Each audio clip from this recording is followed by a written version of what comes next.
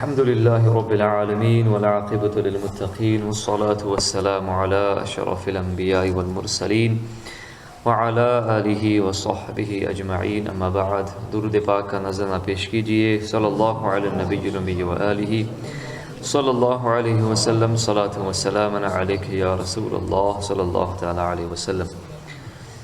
امام جلال الدین سیوطی رحمۃ اللہ علیہ کی کتاب شرح الصدور بشرح حال الموت والقبور میں سے قبر کے حالات کے متعلق بہت ساری احادیث کریمہ آپ نے آج تک سماعت فرمائی۔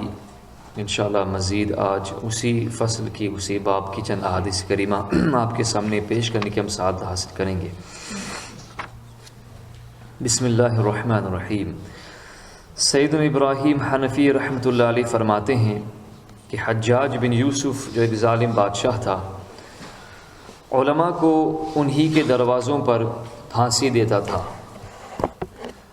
اس بدبخت و ظالم نے حضرت سیدنا ماہان حنفی رحمۃ اللہ علیہ کو بھی ان کے دروازے پر پھانسی دی۔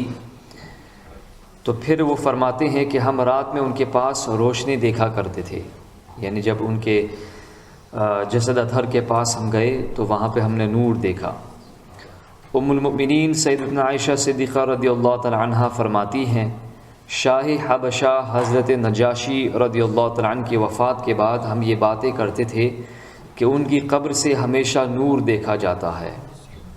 یہی بادشاہ حبشہ حضرت نجاشی رحمۃ اللہ کا نام تھا اصحمہ رضی اللہ تعالیٰ، جنہوں نے صحابہ کرام کو پناہ دی اور ان کا اکرام کیا، ان کی تعظیم کی، اور خود مسلمان ہوئے، یعنی تابعی ہوئے۔ تو اس کے عوض اللہ تعالیٰ نے آپ کے قبر پر نور رکھا ہے، سبحان اللہ۔ سیدنا مغیرہ بن حبیب رحمۃ اللہ علیہ فرماتے ہیں کہ سیدنا عبداللہ بن غالب رحمۃ اللہ علیہ ایک جنگ میں شہید ہو گئے۔ جب انہیں دفن کیا گیا تو ان کی قبر سے مشک کی خوشبو آنے لگی۔ ان کے ایک بھائی نے انہیں خواب میں دیکھا تو پوچھا، آپ کے ساتھ کیسا سلوک کیا گیا؟ انہوں نے کہا، اچھا سلوک کیا گیا۔ تو بھائی نے پوچھا، آپ کو کہاں لے جایا گیا؟ فرمایا، جنت میں۔ پوچھا، کس سبب سے؟ فرمانے لگے، یقین کامل، تہجد کی نماز اور سخت گرمیوں کے روزوں میں پیاس کی بدولت، سبحان اللہ۔ بھائی نے پوچھا، آپ کی قبر سے خوشبو کیسی آتی ہے؟ فرمایا، یہ تلاوت قرآن اور نفلی روزوں کی خوشبو ہے۔ سیدنا مالک بن دینار رحمۃ اللہ علیہ فرماتے ہیں کہ میں حضرت سیدنا عبداللہ بن غالب رحمۃ اللہ علیہ کی تیار کی جانے والی قبر میں داخل ہوا اور میں نے قبر سے تھوڑی سی مٹی لے کر دیکھی تو وہ مشک کی مانند تھی۔ لوگ اس پر فریفتہ ہو گئے، پھر انہیں قبر میں اتار کر مٹی برابر کر دی گئی، سبحان اللہ۔ امیر المؤمنین سیدنا علی کرم اللہ وجہ الکریم سے مرفوعاً روایت ہے کہ آخرت کا پہلا انصاف قبریں ہیں جن کے امتحان میں اچھے برے سب برابر ہیں۔ پھر اس کے بعد امام سیوطی رحمۃ اللہ نے ایک باب باندھا ہے بندے پر اللہ رب العزت کے سب سے زیادہ رحم کا بیان۔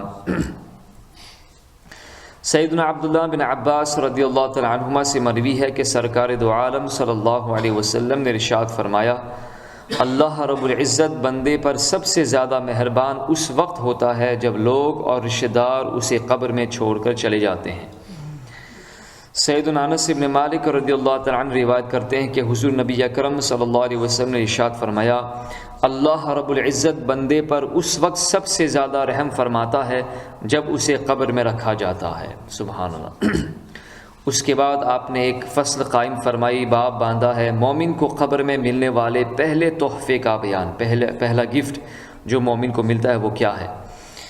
سیدنا ابو عاصم حبطی رحمۃ اللہ علیہ مرفوعاً ان سے مروی ہے کہ مومن کو قبر میں ملنے والا سب سے پہلا تحفہ یہ ہے کہ اسے کہا جاتا ہے کہ تمہیں خوشخبری ہو، تمہارے جنازے کے ساتھ آنے والے سب لوگوں کو بخش دیا گیا ہے، سبحان اللہ۔ سیدنا جابر رضی اللہ تعالیٰ عنہ سے روایت کرتے ہیں کہ سرکار مدینہ صلی اللہ علیہ وسلم نے ارشاد فرمایا، مومن کا سب سے پہلا تحفہ یہ ہے کہ اس کے جنازے کے ساتھ جانے والے بخش دیے جاتے ہیں۔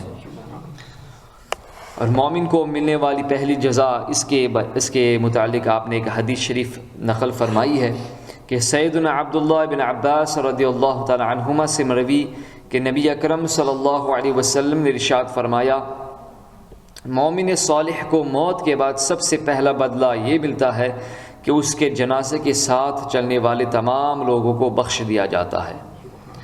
بہت دفعہ ایسا ہوتا ہے کہ جس کی ہم نماز جنازہ پڑھتے ہیں، جس کی نماز پڑھی جا رہی ہے اس کے بدور اللہ تعالیٰ معاف فرما دیتا ہے، سبحان اللہ۔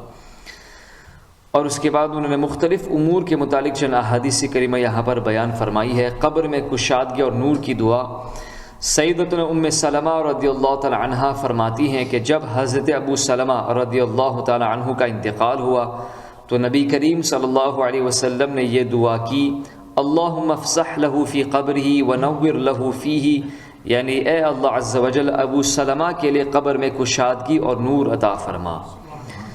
حضرت سیدنا ابو ہریرہ رضی اللہ تعالی عنہ سے مروی کہ نبی کریم صلی اللہ علیہ وسلم نے ارشاد فرمایا، ان هذه القبور مملوءة على اهلها ظلمة وان الله ينورها بالصلاة عليهم، یعنی بے شک یہ قبریں اپنے مکینوں پر اندھیرے سے بھری ہوئی ہیں، اللہ رب العزت ان پر میری دعا کی برکت سے انہیں روشن و منور کر دیتا ہے، سبحان اللہ۔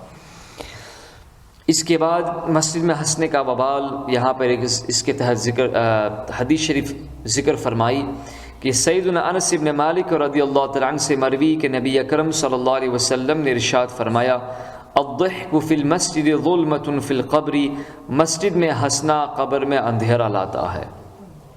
معلم کائنات نبی اکرم صلی اللہ علیہ وسلم نے حضرت سیدنا ابو ذر رضی اللہ تعالیٰ عنہ سے ارشاد فرمایا، جب تم کسی سفر پر نکلتے ہو تو تیاری ضرور کرتے ہو، پھر قیامت کے راستے پر سفر کا کیا حال ہونا چاہیے۔ اے ابو ذر، کیا میں تمہیں وہ چیز نہ بتاؤں جو تمہیں اس دن نفع دے؟ عرض کی، میرے ماں باپ آپ پر قربان، ضرور ارشاد فرمائیے۔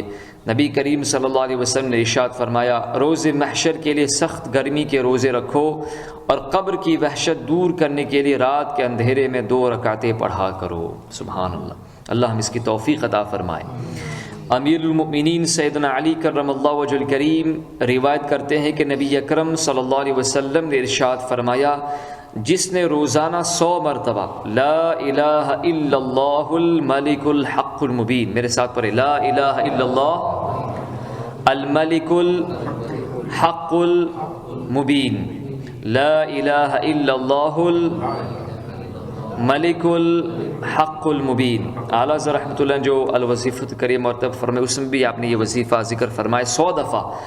جو شخص یہ روزانہ پڑھے گا وہ دنیا میں محتاجی سے بچے گا، یعنی اسے غربت نہیں پہنچے گی، اسے قبر میں گھبراہٹ نہیں ہوگی، اور اس کے لیے جنت کے دروازے کھول دیے جائیں گے۔ بہت ہی مختصر وظیفہ ہے، لا الہ الا اللہ لا الہ الا اللہ الملک الحق المبین۔ اور یہ وہ وظیفہ ہے، یہ وہ کلمات ہیں جو نبی کریم صلی اللہ علیہ وسلم کے مقدس جعلی مبارک شریف پر بھی لکھے گئے ہیں۔ سیدنا عبداللہ بن عباس رضی اللہ تعالی عنہما سے مروی ہے کہ نبی اکرم صلی اللہ علیہ وسلم نے ارشاد فرمایا، جب عالم دنیا سے جاتا ہے تو اللہ تعالیٰ اس کے علم کو انسانی شکل عطا فرماتا ہے جو قیامت تک اس کے لیے انس کا ذریعہ بنتا ہے اور زمین کے کیڑوں کو دور کرتا ہے، سبحان اللہ۔ اور خیر و بھلائی سیکھنے سکھانے کی فضیلت کے سلسلے میں آپ نے ایک یہاں پر روایت نقل فرمائی کہ سیدنا کعب الاحبار رحمۃ اللہ علیہ فرماتے ہیں کہ اللہ رب العزت نے سیدنا موسیٰ کلیم اللہ علیہ السلام کی طرف وحی فرمائی کہ خیر و بھلائی سیکھو اور دوسروں کو سکھاؤ، کیونکہ میں بھلائی سیکھنے سکھانے والوں کی قبریں روشن کر دوں گا جس سے انہیں قبروں میں وحشت نہیں ہوگی۔ حضرت سیدنا ابراہیم بن ادہم رحمۃ اللہ بہت بڑے بزرگ تھے، پہلے بادشاہ تھے، پھر انہوں نے تخت شاہی چھوڑ کر فقر کو پسند فرمایا۔ وہ فرماتے ہیں کہ میں نے ایک جنازہ اٹھایا تو کہا، اللہ رب العزت میرے لیے موت میں برکت دے۔ تو چارپائی سے کسی کہنے والے نے کہا، اور موت کے بعد بھی؟ یہ سن کر مجھ پر کچھ روب طاری ہو گیا۔ میت کو دفن کر دینے کے بعد میں قبر کے قریب بیٹھا، غور و فکر میں مشغول تھا کہ اچانک ایک خوبصورت چہرے، ستھرے لباس اور خوشبوؤں میں بسی شخصیت قبر سے برآمد ہوئی۔ اس نے کہا، اے ابراہیم۔ میں نے لبیک کہا اور اس سے پوچھا، اللہ رب العزت تم پر رحم فرمائے، تم کون ہو؟ اس نے کہا، میں وہی ہوں جس نے تمہیں چارپائی سے کہا تھا کہ موت کے بعد بھی۔ میں نے پوچھا، آخر تم ہو کون؟ اس نے کہا میں سنت نبوی ہوں، نبی کریم صلی اللہ علیہ وسلم کی سنت مبارکہ ہوں، جو مجھے اپناتا ہے میں اس کی دنیا میں محافظ و نگہبان ہوتی ہوں، قبر میں اس کے لیے نور اور غم گسار ہوتی ہوں، اور بروز قیامت اسے جنت میں لے جانے والی ہوں۔ سبحان اللہ۔ اللہ تعالی ہمیں سب کو نبی کریم صلی اللہ علیہ وسلم کی سنت پر عمل کرنے کی توفیق عطا فرمائے۔ اور ایک اور فضیلت آپ نے یہاں پر ذکر فرمائی، یہ وہ اعمال ہیں جن کے ذریعے اللہ تعالیٰ قبر کی وحشتوں کو دور فرماتا ہے، تو مسلمان کے دل میں خوشی داخل کرنے کی فضیلت اس کے تحت بھی آپ نے یہ حدیث شریف نقل فرمائی کہ سیدنا جعفر ابن محمد رحمۃ اللہ علیہ اپنے دادا سے روایت کرتے ہیں کہ نبی کریم صلی اللہ علیہ وسلم نے ارشاد فرمایا، جب ایک مسلمان دوسرے مسلمان کے دل میں خوشی داخل کرتا ہے تو اللہ ایک مسلمان کو خوش کرتا ہے تو اللہ رب العزت اس خوشی سے ایک فرشتہ کو پیدا فرما دیتا ہے۔ اللہ تعالیٰ اس خوشی سے ایک فرشتے کو پیدا فرماتا ہے جو خدا عز و جل کی عبادت کرتا ہے اور توحید بیان کرتا ہے، اور جب وہ مومن فوت ہو جاتا ہے تو وہ خوشی اس کی قبر میں آ کر کہتی ہے کیا تم مجھے پہچانتے ہو؟ بندہ کہتا ہے تو کون ہے؟ وہ کہتی ہے میں وہ خوشی ہوں جو تو نے فلاں کے دل میں داخل کی تھی، اب میں اس وحشت میں تیری غمخوار ہوں، تجھے تیری حجت یعنی سوالات قبر کے جوابات بتاؤں گی، تجھے حق بات پر ثابت قدم رکھوں گی، قیامت میں تیرے ساتھ رہوں گی، تیری شفاعت کروں گی، اور جنت میں تجھے تیرا ٹھکانہ دکھاؤں گی۔ سبحان اللہ تعالیٰ ہم سب کو مسلمانوں کو خوش کرنے کی توفیق عطا فرمائے۔ اللہ تعالیٰ ہم سب کو موت آنے سے پہلے صدق دل کے ساتھ توبہ کرنے کی توفیق نصیب فرمائے۔